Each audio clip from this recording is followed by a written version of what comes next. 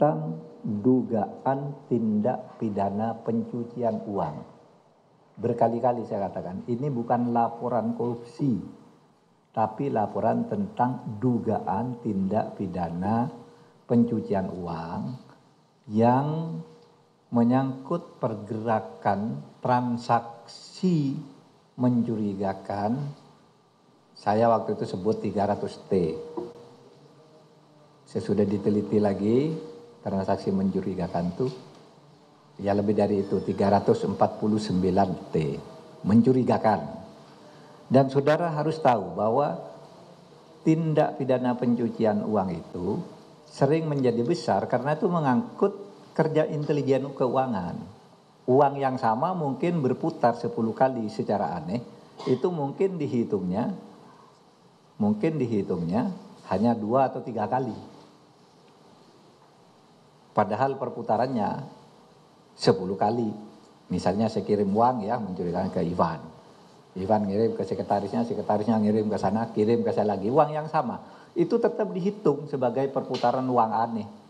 Nah itulah yang disebut tindak pidana pencucian uang. Jadi jangan berasumsi bahwa wah Kementerian Keuangan korupsi 349T. Enggak, ini transaksi mencurigakan dan itu banyak juga melibatkan dunia luar, orang yang punya sentuhan-sentuhan dengan mungkin orang Kementerian Keuangan. Tetapi yang banyak itu kan mereka. Dan ini kalau pencucian uang itu artinya kan begini. Meliputi 1, kepemilikan saham pada perusahaan atas nama keluarganya. Kepemilikan aset berupa barang bergerak maupun tidak bergerak atas nama pihak lain. Membentuk perusahaan cangkang. Mengelola hasil kejahatan sebagai upaya agar keuntungan operasional perusahaan itu menjadi sah. Kemudian menggunakan rekening atas nama orang lain untuk menyimpan hasil kejahatan. Ini saudara, saya korupsi tapi mencuci uang. Saudara buka rekening atas nama saudara. Berapa? 10 miliar.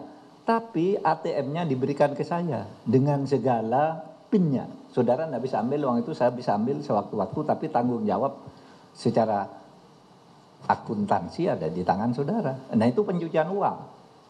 Jadi banyak ya. Lalu menyembunyikan hasil kejahatan dalam SDB, Safe Deposit Box, atau tempat lain. Nah itu semua yang harus dilacak. Oleh sebab itu menjadi besar dan laporan resmi mungkin 56 miliar, tapi kok sesudah dilacak nih pergerakan uangnya ada 500 miliar gitu. Nah itu pencucian uang. Tapi itu sekali lagi itu tidak selalu berkaitan dengan pegawai di Kementerian Keuangan. Itu mungkin yang ngirim siapa, yang ini siapa, dan seterusnya, dan itu bukan uang negara. Nah saudara, sebab itu dari penjelasan itu secara singkat ingin saya sampaikan tadi akan disampaikan oleh Bu Sri Mulyani, tapi saya ingin menyampaikan kesepahaman kami bersama bahwa yang kita bicarakan itu, yang saya dan Pak Ivan PPATK sampaikan dan Bu Sri Mulyani juga mengomentari, menjawab, bahwa ini adalah laporan pencucian uang. Laporan tindak pidana pencucian uang. Ya. Memang jumlahnya besar.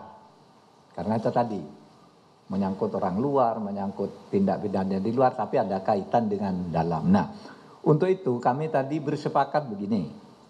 1, Kementerian Keuangan akan melanjutkan untuk menyelesaikan semua LHA. LHA itu laporan hasil analisis yang diduga sebagai tindak pidana pencucian uang dari PPATK, baik yang menyangkut pegawai di lingkungan Kementerian Keuangan maupun pihak lain.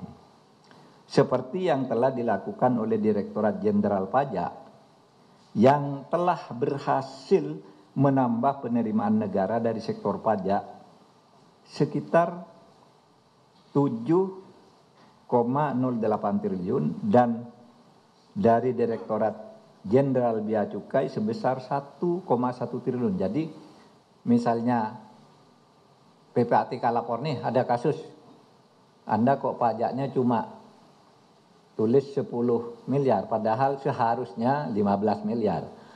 Menteri Keuangan selama ini langsung pakai yang PPATK.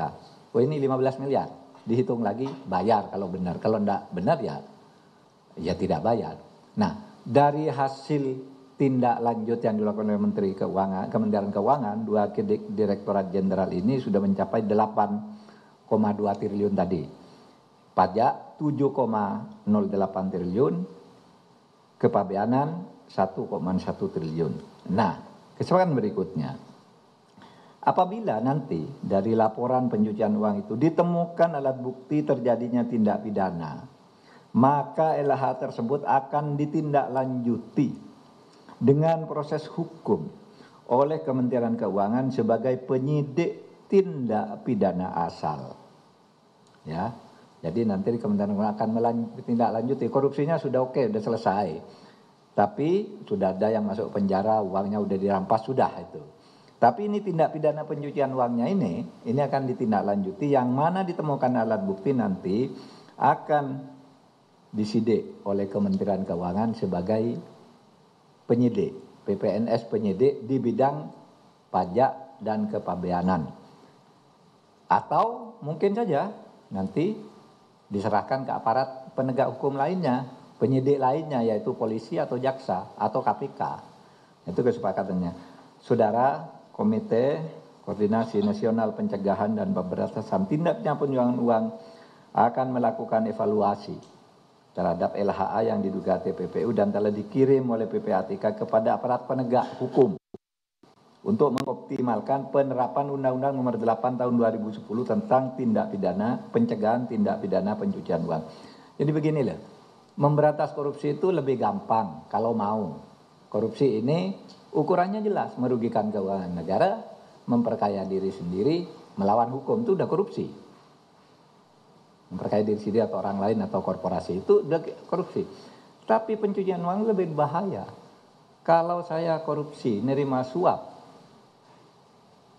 1 miliar, di penjara selesai, itu gampang buktinya. Tapi bagaimana uang yang masuk ke istri saya?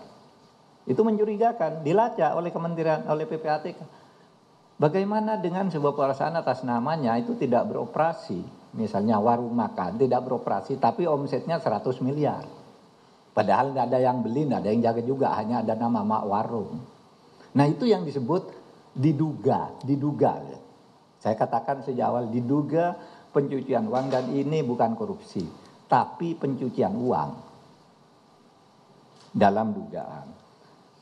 Nah saudara, kita membuat undang-undang tindak pidana pencucian uang itu dalam rangka itu, mencari yang lebih besar dari korupsi, karena itu sebenarnya itu lebih besar kalau diburu, bisa lebih besar dari hasil pidana korupsi pokoknya gitu loh.